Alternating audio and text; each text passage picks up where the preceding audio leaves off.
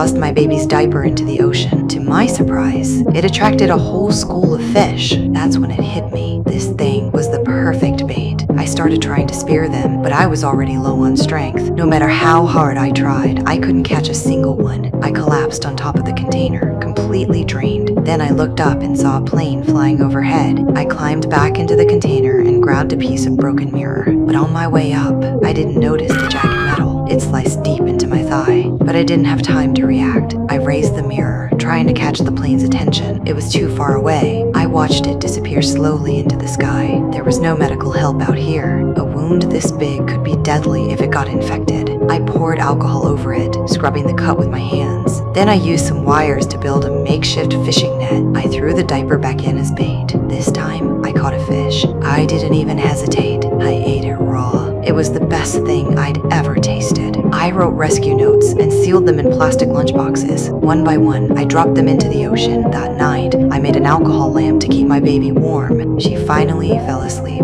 I was about to rest too. Then I heard something hitting the container. I climbed up with the lamp. It was the same lunchboxes I'd thrown earlier. They were floating back, banging against the container, but suddenly saw something worse. Water was flooding in fast. I rushed back down, trying to stop the leak, but it was useless. The container started to sink. I pushed myself to the surface, but my daughter was gone. I searched like a maniac. The ocean was pitch black. There was nothing to guide me.